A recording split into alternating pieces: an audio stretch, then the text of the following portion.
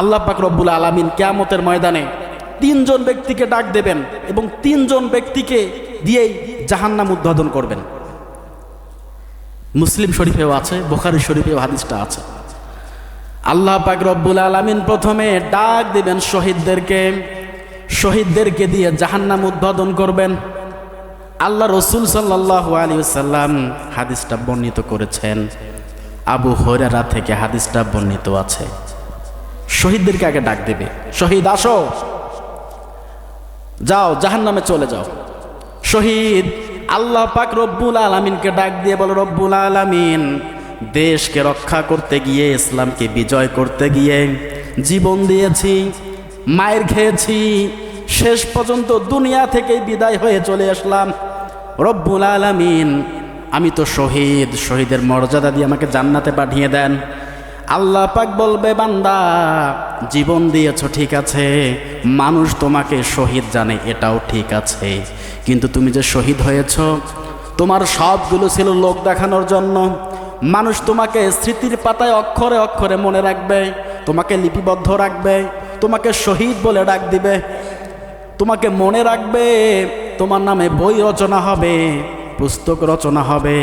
তোমার নিয়ত কিন্তু আমাকে সন্তুষ্টি করার উদ্দেশ্য ছিল না। তুমি যেটা চেয়েছো শহীদ হয়ে, তোমার মান, তোমার বীরত্ব প্রকাশ করার জন্য দুনিয়ার জমিনে শহীদ হয়েছো, তুমি সেটা দুনিয়ার জন্য পেয়ে গেছো। আমার কাছে কি চাও? আর আমার কাছে কিচ্ছু নাই, যাও এখন জাহান্নামে চলে যাও। বলি নাউজুবিল্লাহ। 2 নম্বরে ডাক দেবে আলেমদেরকে, দাঈ ইলাল্লাহ, যারা এখন দুনিয়াতে যারা ইসলামের কথা বলে, ঠিক কি না বলেন? ইসলামের কথা বলে, কোরআন হাদিসের কথা বলে, মানুষদেরকে ডাক দেয়, মানুষদেরকে কোরআন শেখায়, ইসলাম শেখায়, দিন শেখায়, ভালো ভালো কাজের তাগিদ দেয়। আলেমদেরকে আল্লাহ পাক ডাক দেবে, ডাক দিয়ে বলবে, ও আলেম, কি জাহান্নামে চলে যাও?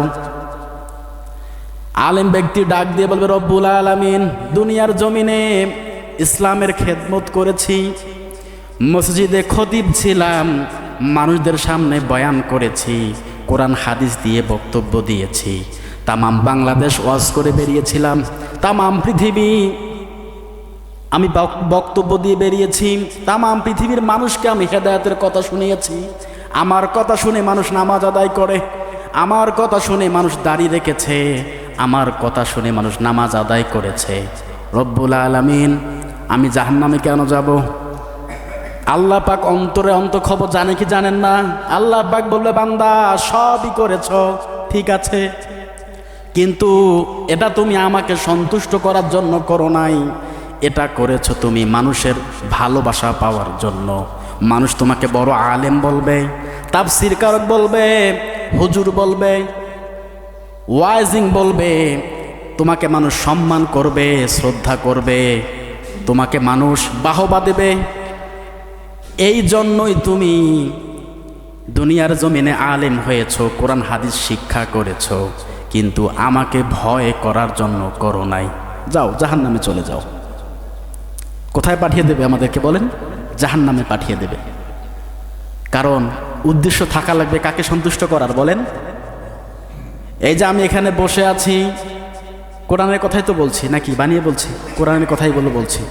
আল্লাহ পাক ওই দিন আমাকে ডাক দিয়ে বলবে, যা জাহান্নামে চলে যা, সব মানুষ দেখানো করেছিস, যাহা করেছিস সবগুলো মানুষের ভালোবাসা পাওয়ার জন্য করেছিস, মানুষের সম্মান মর্যাদা বাড়ানোর জন্য করেছিস, টাকার জন্য করেছিস, যা দুনিয়াতে যা পাওয়ার তাই তো তুমি পেয়ে গেছো, আর আমার কাছে তোমার অবশিষ্ট কিচ্ছু নেই, যাও জাহান্নামে চলে যাও।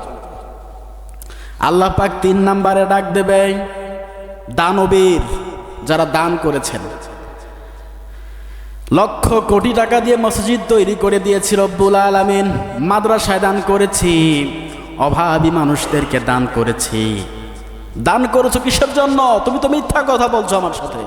আল্লাহ পাক ধমক দিয়ে কথাগুলো বলবে, তুমি তো দান করেছো তোমার ক্যারিয়ার রক্ষা করার জন্য, তুমি দান করেছো মানুষকে দেখানোর জন্য, মানুষ জানবে তুমি বড় দানবীর, মানুষ জানবে তুমি কোটি কোটি টাকার মালিক, অর্থ সম্পদের মালিক, তোমার পাওয়ার আছে, তোমার ক্ষমতা আছে। ও বান্দা, দান করেছো ভালো কথা, এটা আমিও জানি, কিন্তু আমি আল্লাহকে রাজি সন্তুষ্ট করার জন্য দান তুমি করো নাই, আমি রবকে সন্তুষ্ট করার জন্য মসজিদ তৈরি করে দাও নাই, আমি রবকে সন্তুষ্ট করার জন্য মাদ্রাসা নির্মাণ করে দাও নাই। যেটা চেয়েছ সম্মান, খ্যাতি, ক্ষমতা, পাওয়ার, ওটা তুমি দুনিয়ার জমিনে অর্জন করেছো, যাও এখন জাহান্নামে চলে যাও, জাহান্নামে পাঠিয়ে দিবে। এই তিন শ্রেণীর ব্যক্তিকে দিয়ে আল্লাহ পাক জাহান্নাম উদ্বোধন করবে। বলি নাউজুবিল্লাহ। আল্লাহ পাক রব্বুল আলামিন ওই কাতার থেকে আমাদেরকে হেফাজত করুক, সকলে বলে আমিন। সম্মানিত হাজিরিন, একটা বোঝার একটা বিষয় এখানে আছে যেটা বলতে চাচ্ছিলাম। আল্লাযীনা হুম আন সলাতিহিম সাহুন, আল্লাযীনা হুম ইউরাউন। যারা মানুষ দেখানো ইবাদত করে, এদের ধ্বংস হবে না, সব শেষ হয়ে যাবে। আল্লাহ পাক ধ্বংস করে দেবে, তাদের আমল আখলাক সব নষ্ট করে দিবে। এই যে আমরা নামাজ আদায় করছি, নামাজ সম্পর্কে উদাসীন হওয়া যাবে? বলেন, উদাসীন হওয়া যাবে না।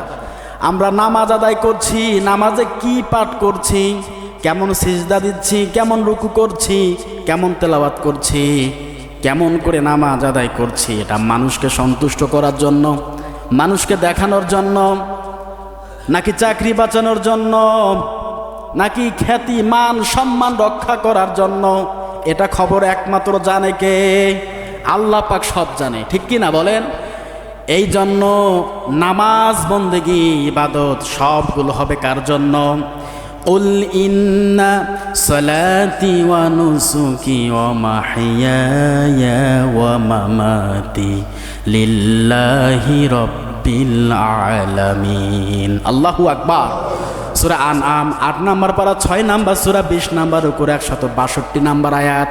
আল্লাহ পাক রাসূলকে শিখিয়ে দিচ্ছেন, কুল, হে নবী আপনি উম্মতদেরকে বলে দেন, ইন্না সালাতি, নিশ্চয় আমাদের নামাজ, আমাদের কোরবানি, আমাদের ইবাদত, আমাদের জীবন, আমাদের মরণ, যাহা কিছু আছে সবগুলো লিল্লাহি রাব্বিল আলামিন, সবগুলো হবে কার জন্য?